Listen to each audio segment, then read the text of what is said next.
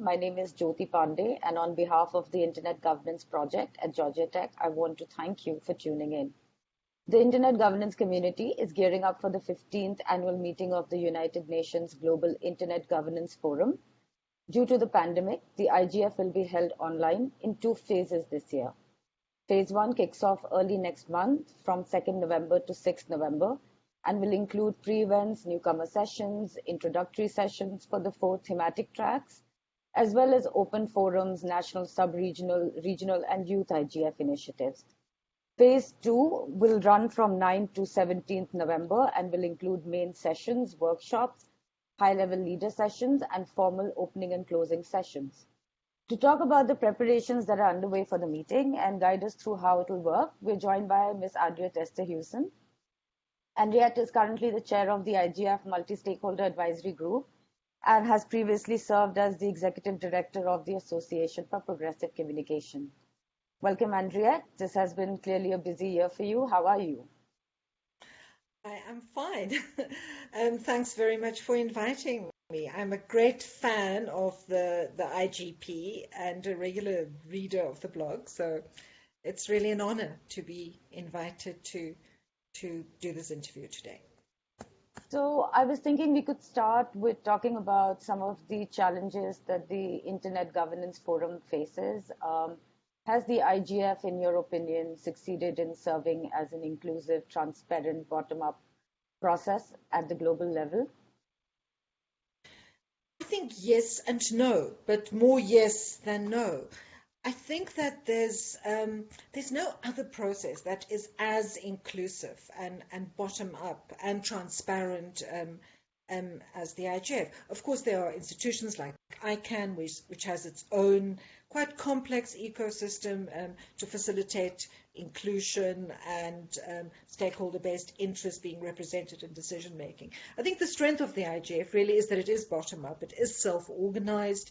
I think the content of the IGF really does come from the community. I think community is a problematic concept in the context of the IGF, and I don't use it lightly, but I think that over time, IGF community has some meaning in the sense of it being quite a diverse collection of individuals and institutions that have an interest in internet governance, but also that have an interest in being part of this process of debate and dialogue.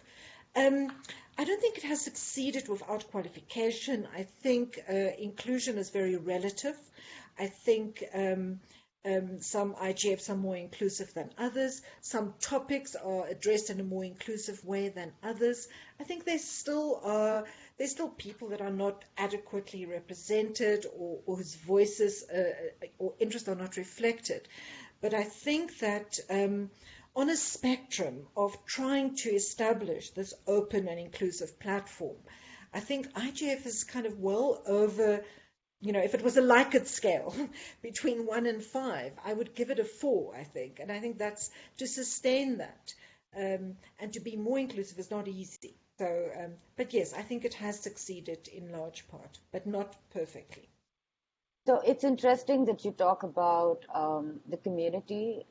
As you mentioned, as internet governance issues have evolved, the community that engages with that issue has also expanded.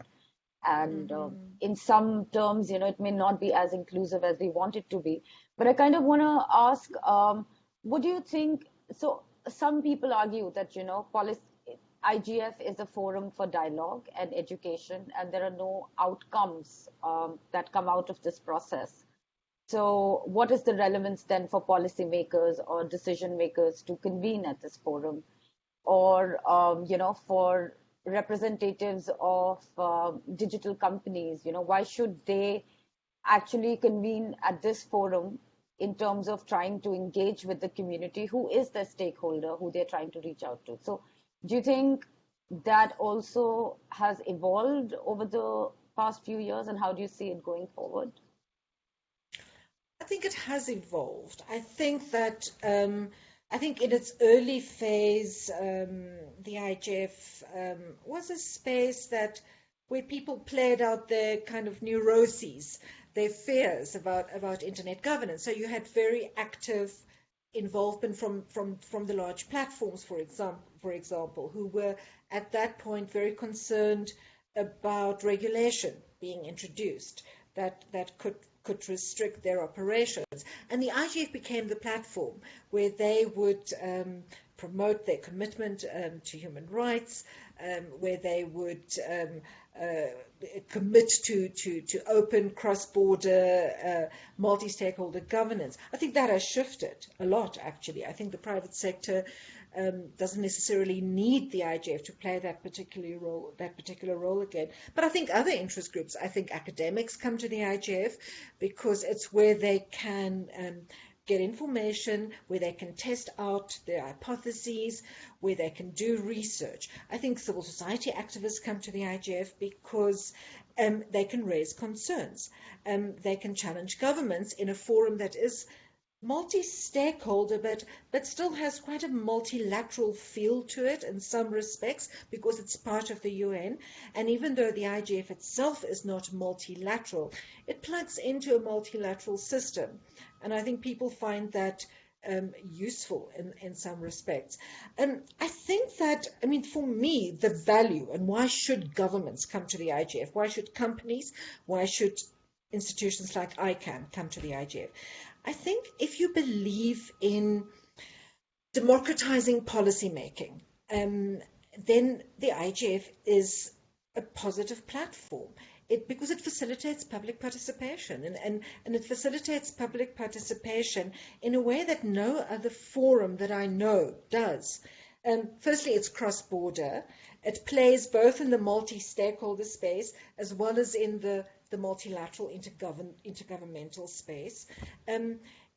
It's a place where you can come as an institution with your institutional regulatory guidelines or policy practices. You can come as a government, you can come as a company, you can come as an activist who is either advocating against policies and regulation that are already in place, or advocating for new policy and regulation that you think should be in place. And the IGF is a place where you can debate and get feedback and get feedback from both like-minded and non-like-minded actors. So I think that's a really valuable thing to have this. You know, if you believe in public participation, I believe in public participation. I think policy needs to be shaped from the bottom up. And I think internet-related policy needs to be shaped in a way that crosses borders, crosses interest groups, crosses stakeholder groups, perspectives and politics. And I think the IGF does allow that kind of internet-related public policy participation. It facilitates it. So just outcomes. Do you want to prompt me on outcomes? So just to guide actually on outcomes, there's this constant fear that in the absence of outcomes, the IGF will become irrelevant. A, B, that internet governance has expanded or is such a big issue that within it contains so many diverse challenges that having one particular forum to address all of these issues is going to be difficult. So between these two tensions, how do you situate the relevance of IGF? To me, I think that if you expect the IGF to be a policy-making platform, I think it will fail, particularly as the range of internet governance-related topics and issues are expanding, as you've said. And I don't think it can effectively make policy and regulation on all those issues. But if you think of the IGF as a public participation platform, then I actually think it's very valuable to have one space where you have policy thinking around an issue like cybersecurity being brainstormed and openly discussed in the same space as where you have policy and regulation about building affordable infrastructure and creating access where access doesn't exist. So I think that the strength of the IGF is that it is so diverse and it brings so many issues together. The weakness of such a forum of so many different issues is that you're not necessarily going to make or produce very concrete, specific outcomes out of it. My own sense of outcomes, I think the IGF can produce more outcomes if we design it to produce more outcomes. But I also think that this argument that you raised at the beginning, that the IGF will become irrelevant if it doesn't produce more outcomes, I think to a large extent that position is being used to blackmail the IGF into becoming something that serves the interests of some people. I'm not sure that it's a real thing, to be completely honest. I think that people who are unhappy with the IGF not producing outcomes, I think the very same actors will probably be even more unhappy with an IGF that does produce outcomes, because they might not like those outcomes that are produced in this, bottom-up inclusive way. So I think one needs to rethink that whole issue of what outcomes are. I think you get out of a process what you put into it. I think that if there is a type of decision, a type of policy outcome that we feel is suited to the IGF as a platform, I think we can design an IGF process and an IGF intersessional process to produce such an outcome. Even if that outcome is a set of recommendations or a framework which then gets discussed further in other fora. But I do think there is a bit of a tendency to overrate or overweight the fact that the IGF does not produce outcomes. I think a lot of what the IGF does produce, if it produces quality discussion, really serious debate that's informed, and if it brings people that are informed and that care, and that have their hands on evidence related to internet policy, then I think that's extremely valuable. I think open policy debate that is evidence-based is extremely valuable, and I think that has value in its own right. And I think even if the IGF does evolve to be more outcome-oriented, I think there's a move towards doing that. I don't think it should lose this character as an open platform for open dialogue and debate. Interesting. We'll discuss some of the ways in which we can redesign the IGF in a bit. But before we get to that, 2020, what a year. IGF MAG chairs, work and life has not been easy, I imagine. So what has been the process so far for, convening this meeting online, coordinating with different audiences? What was the response from the community in terms of the proposals you received? Do you want to talk a bit about, that?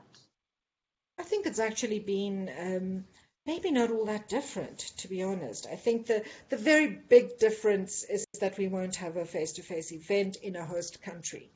And there's a particular dynamic on the MAG. The MAG is a group of quite diverse individuals that work together, that work mostly online. We did have one face-to-face meeting in January.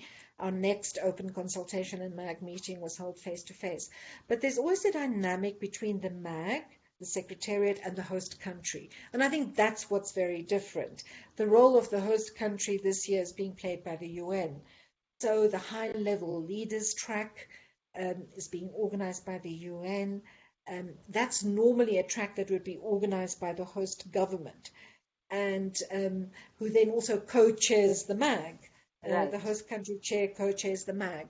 And so there's usually more engagement with the high-level track from the MAG than there is at the moment. When it's being organized by the UN. So that's a difference. I think the community has responded. We've had more or less the same number of workshop proposals than we normally have. We've been able to approve more than we would have been able to, I think, if it was a face-to-face event. I think the challenge will be in the execution. I think Zoom fatigue, online meeting fatigue, the time zones, and I think the fact that there isn't that, a lot of what the IGF brings to people is the opportunity to have side meetings, to hang out with people, to catch up with colleagues, and also to talk to people that you've never met before, that that you connect with. You might hear someone ask a question in a session, and then you think, I have to meet that person. So I think executing that level of that dynamic will be hard. And yeah, we'll see. It's not going to be easy, but I think that the community, as in those people that care about the IGF and that want to use the IGF, have all responded incredibly well. And from what I hear from my colleagues at the UN, who's organizing the high-level track, they've also had a really good response from the high-level leaders of business, civil society, and states that they are engaging in to be part of the high-level leadership. That's good to hear. Personally for me, some of my best learnings have been, through these spontaneous interactions at the IGF, and it'll certainly be missed this year. But in its absence, I guess the way the program is structured and the themes that are included become all the more relevant in terms of, attracting researchers from different backgrounds or, different stakeholders to talk to each other. So do you want to talk about the theme and why the decision to hold it in 2 phases? And what are some of the 4 tracks that, that are being included for this year's meeting? Okay. So firstly, why in 2 phases? It really was an attempt to space it out, but not space it out too much. You have that we are working with. Many of them are based either in Geneva or New York, including the interpreters that we work with. So that kind of created a time zone core that we had to work around. And we're really trying to push the edges. So we're trying to start some days really early in terms of universal time so that it's Asia friendly. And we want to try and end some days at a time so that it's Pacific friendly. So that's one reason why it's over 2 weeks. Also, it was a way of making sure that we can accommodate as many events as we would at a big face-to-face IGF. And the first phase is made up of all the pre-events, what we normally call the day 0 events, as well as open forums and some of the dynamic coalition meetings, for example. And then the second phase is the more concentrated. That's where we have the workshops. And we have the main sessions, and we also have the high-level leaders track. So and we have networking sessions, networking spaces in both parts, both weeks. So it runs over essentially 2 working weeks. The themes this year there are 4 themes, and there's also a youth IGF track, which takes place sort of almost in parallel. But the 4 themes are data, environment, inclusion, and trust. And then there's a 5th theme, which is more or less a cross-cutting theme, but it also responds very directly to the current process initiated by the UN Secretary General on digital cooperation. So the 5th theme is digital cooperation. Those themes were developed based on input from this community that we've been talking about. We had a call immediately after the Berlin IGF in 2019, open call for input. And what we got from the community, they endorsed the 3 themes that we built the Berlin agenda on: data, trust, and inclusion, but asked for a new theme, which was environment. And so that's really the origin of those 4 themes. Digital cooperation, because there's this parallel process being initiated from the UN Secretary General's office, which includes the evolution of the IGF. So we felt we have to also address that at the IGF. Do you want me to say a little bit more about what will be addressed in those? Right. So who should attend the data track? Should it be just, researchers who work on, data-related issues, or does it cover wide enough topics that newcomers could be interested in it? Kind of the audience that, these tracks attract? I would say that with all the tracks, you will be able to find a session that addresses very specific issues, um, as well as a session that addresses, or that approaches the theme in a broader way. So in data, you will find sessions dealing with how do you deal with the increasing exploitation of data by states and corporations that violates people's rights. Now, that's not a new theme at the IGF. So anyone who's concerned with that will find a range of sessions that deal with that at quite a general level. But then you'll also find very specific sessions that address, for example, the current trend by some states to want to nationalize control over the use and production, retention of data, which is, again, also not a brand new issue at the IGF, but it is one that's shifting as more and more states are introducing policy and regulation that requires nationalized control over data. So I think, and similarly with inclusion, you'll find sessions that deal very specifically with issues such as gender-based inclusion in decision-making processes, for example, but you'll also have sessions on community networks and business models for providing access to the internet to the unconnected in a way that's sustainable and that gives them agency and control. So yes, I would say in all the themes, the issues range from general entry level for newcomers to building on discussions that have been ongoing in the IGF over a long period of time. Environment is new, and I think environment is actually asking some really interesting questions.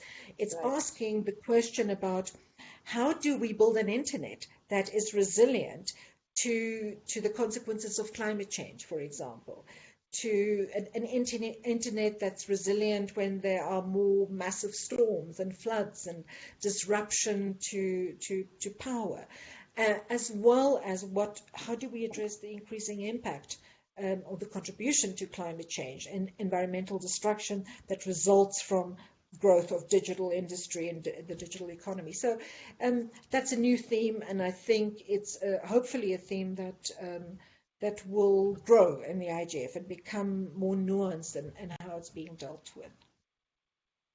Anriette, you've already talked about that, you're structuring the meetings over 2 weeks so that you can accommodate, different time zones. But clearly, this year, that is going to be one of the biggest challenges. So in terms of, how soon the recordings will be available, what is, if I'm interested in a session, but it's taking place at an odd hour, how do I catch up on it? Could you talk a little bit about that? Yes, all the sessions will be live streamed on the IGF's YouTube channel. So you will be able to look at the live stream during or after. Zoom recordings will also be available of all the sessions. And then the other thing we've tried to do this year is to make the process of recording the outcomes from discussions a little bit more deliberate. So we've actually done an analysis of all the session proposals that we've received, and we've tried to distill from those key policy questions or common questions across the different themes, and we'll try and capture the discussion in such a way that it responds to these questions, and will reflect points of convergence, points of divergence.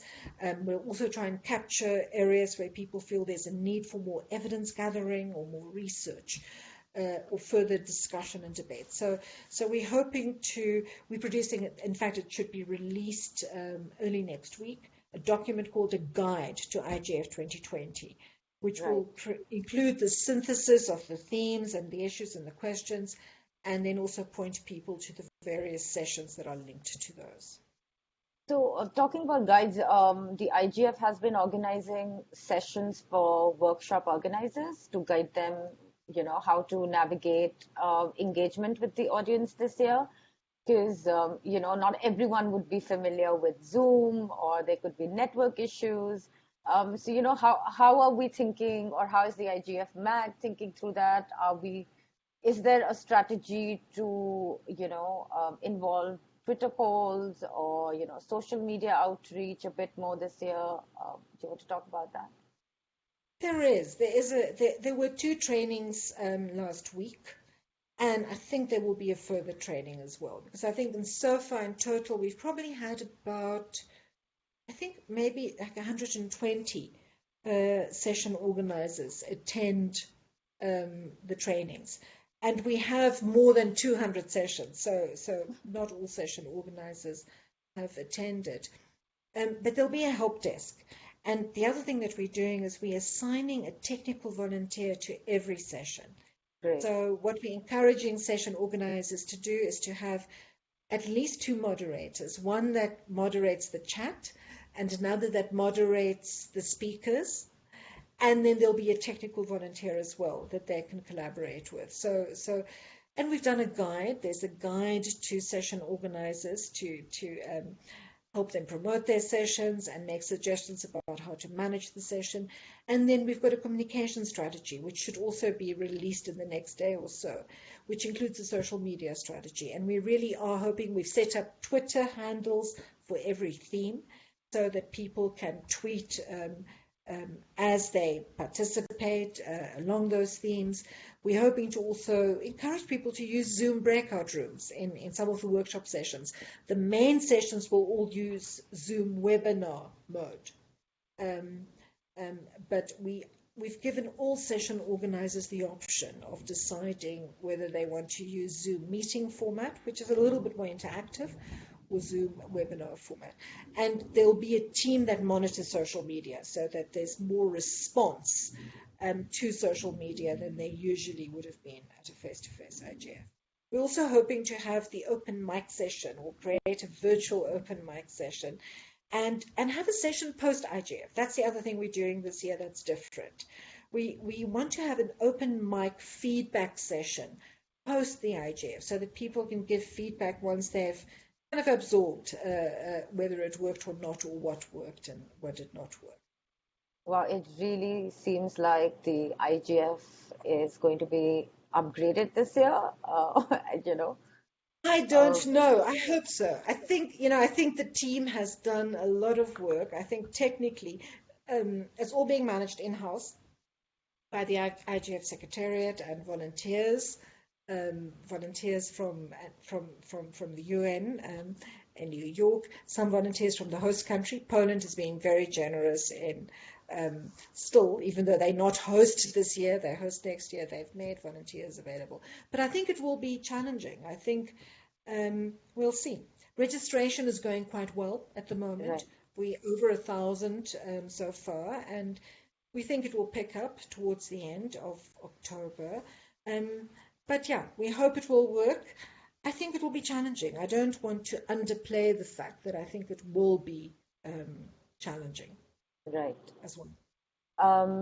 I'm optimistic and excited about this year's IGF. But talking about upgrades, you did mention that the UN Secretary General, has initiated some processes to improve digital cooperation. I know that there is a working group, formed by the MAG members, looking at strengthening the IGF and informing, kind of the process that should be created for improving how things are managed right now. So, I want to end with kind of looking at the IGF more a futuristic, kind of thinking through the IGF, that if it is to continue over the next decade, what are some of the changes that we should expect? What are some of the processes that are underway currently? What are the opportunities for the community to, engage with these processes and contribute to it? Yes, I think that it's really quite a critical time for the IGF. I think the IGF emerged from a multilateral process the WSI's World Summit on the Information Society. I think it evolved into something that had its own identity, and an identity that was very much shaped by the people who go to the IGF, who run sessions at the IGF. As I said earlier, it still has this plug into the UN system that makes it feel part of the international system, but it's very different from any other UN event. And I think there's a sense, to some extent, that the IGF has possibly achieved its potential within its current paradigm, and that to achieve more, it needs to change. Now, I think some of these changes are very coherent or consistent with IGF evolution anyway, such as having deepening policy discussion, not having more vertical discussion, not just horizontal discussion, repeating the same old issues year after year. The UN Secretary General had initiated this high-level panel on digital cooperation. They first produced a report on digital cooperation, and now more recently a roadmap. And there's suggestions that you could have an IGF Plus model that has mechanisms attached to it, such as a cooperation accelerator or an observatory. These are all, I think, ideas that have come up before. There's also a plan to appoint a tech envoy working under the UN Secretary General, and to appoint alongside the existing MAG, the Multi-Stakeholder Advisory Group, something called the Multi-Stakeholder High-Level Body. And I think the hope is that having this high-level body made up of CEOs and ministers and leaders from civil society and the tech community, that it would strengthen the IGF's strategic relevance and maybe make the IGF more respected, more legitimate, particularly through the lens of the eyes of governments and so-called world leaders. But I think that it's a risky undertaking. Personally, I think the IGF has to evolve. I think everything has to evolve. I'm not sure that the IGF needs more high-level infrastructure in a way. I think it definitely needs to interface more effectively with other bodies, be they ICANN, other multi-stakeholder bodies, or be they national governments or international agencies, UN agencies and others. I'm not sure that having a new high-level body will necessarily achieve that in its own right. So I think the challenge for the IGF is going to be how to retain this open and inclusive character that it has, how to be a place for real debate, not just repetition of platitudes such as like internet shutdowns are bad. How do you get different actors to come to the IGF and to really listen to one another and talk to one another?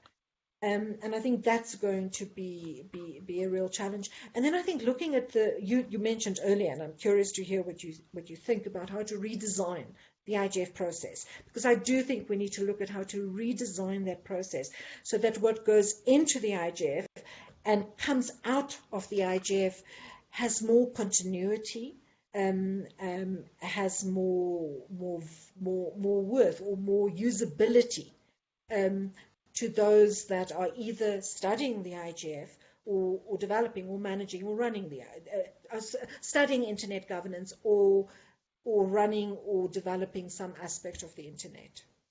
Right. So in terms of redesigning, what I was trying to draw attention to was this, options paper, which had, 3 models for, reforming the IGF. And my impression of that paper was that a lot of the initiatives are, well thought through in terms that, they're easily achievable. For example, the policy incubator could, our existing dynamic coalitions and the kind of work and the knowledge that they already contain could very easily be channeled and, rebranded under this policy incubator.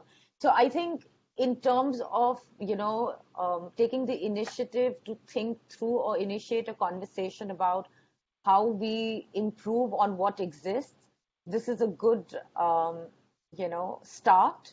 But in terms of the ambitions that this paper contains for where it sees IGF evolving into, that for me was not, clear. And it's also the nature of internet governance. You can't really predict how it is going to evolve. So I kind of wanted to know a bit more about that, what are these various options? How will the IGF plus be different from the current IGF? Will this high level panel then be in conflict in terms of its role with the MAG? Is there going to be a two-tiered system, or is it going to operate like the GAC within the ICANN? Are these, questions that are, really, are these really thorny questions being actually discussed? Is my first question. And the second is that if the community wants to contribute to this thinking and to actually engage with this process that is currently underway, where can they, contribute? Is there a working group? Is there a broader, will there be a session at the MAG or at the IGF, for example? And there is a session at the IGF on digital cooperation, a main session. And as you know, we formed something called the IGF MAG Working Group on IGF Strengthening and Strategy, where we are discussing the options paper. From the other angle, from the Office of the Special Advisor of the UN Secretary General, there is a series of round table processes that have emerged from the roadmap. The roadmap, for example, I don't think the policy incubator is mentioned in the roadmap. It was mentioned in the high-level report. So it's also worth looking at how the roadmap has taken the high-level report and put it, I think, into a simpler, more digestible framework. But I think it's very important to recognize that the roadmap on digital cooperation covers terrain that is bigger than internet governance and bigger than the IGF, or broader. Where the IGF fits into that, I think, remains to be seen. And I think the opportunities are great. I actually like the roadmap. I think there are lots of really good ideas in it. I think what I'm concerned about is really that the IGF is at a juncture where it needs to evolve, it needs to respond to these opportunities. And it's not always clear who the IGF is. And I think that's often a weakness with bottom-up multi-stakeholder processes, such as the IGF. There's a secretariat, but the secretariat serves the community. The community has the MAG, which is its channel into the event, but there's really no one with decision-making authority or who represents the best interest of the IGF, not in a way that comes with accountability. And I think that is actually, a concern. The MAG's accountability is limited to taking community input and reflecting that in the program of an annual event. So. Right. As for the new high-level body and the MAG, no, I don't think they need to be in conflict at all. But they obviously need to work in a way that's complementary. And I don't think we've seen yet how that will pan out or how that will operate. We also don't know how this, how the high-level leadership layer, which I think the IGF needs. The IGF does need stronger leadership. But how do you build that in a way that doesn't disconnect or is not disconnected from this broader community of people and institutions that use the IGF as a platform? So I think it's actually a challenging time, and I think it's a very important time for people to stay with the IGF and to continue to try and shape it. And I think the one thing that's really positive is that you can share, IGP, people listening to this interview, be they academics or civil society advocates or developers, they can actually shape the IGF by participating in the IGF. And I think that is something that the IGF has, which is quite unique. And I really hope it doesn't lose that, even though I also do believe it needs to evolve. I don't think anything, any structure or any process can be sustainable if it doesn't change. And I think the IGF is at a juncture where it does need to change. Well, I think we have covered most of the topics that we wanted to. Is there anything that you think I've missed out on, or is there a message that you want to relay to the community that is watching this? Should they make the time for the IGF this year? Should they completely ignore this meeting because it's online and can be watched? Recordings are available later, I think they should absolutely not ignore it. They should participate. I think in many respects there's more participation opportunities because it will take place in more time zones. You Right. don't need to travel. You don't need a visa. There'll still be translation of main sessions. There'll be captioning of all the workshop sessions, so people will be able to follow it. People will be able to respond in chat. They'll be able to send tweets. And they'll still be able to network with one another as well. Inside sessions, but we've also created a facility in the schedule where you can click on another participant's name and send them an email message. So we're trying to facilitate that kind of networking. I also think it's really important for the academic community to use the IGF and to share their work in the IGF. I think the IGF is kind of unique in a way that it brings together the policy makers, the runners of the platforms, the businesses, the makers of the decisions, and those that study and analyze this, and those that are advocates, that are activists.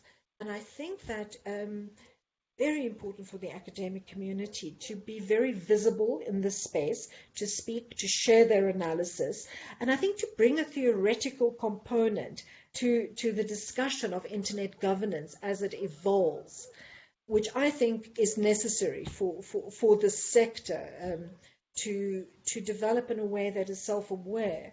And I think particularly in the light of the fact, and I think we discussed this earlier, that internet governance cannot be defined now in the way that it could be defined in 2005. It's broader, but I think the strength of the definition of internet governance that the IGF uses and which was adopted for the purpose of the Tunis agenda is that it's broad enough to still legitimate the idea of a common space where we facilitate public debate and participation in a range of internet governance related decisions. And even though that range expands and you need more specialized fora to deal with many of those aspects, that doesn't take away the value of this common space that the IGF provides. Well, on that fantastic note, thank you so much, Anriette, for making the time for this interview. Good luck. I'm sure your next few weeks are going to be really hectic. IGP is organizing several sessions, and we will be promoting that. So thank you. Recording.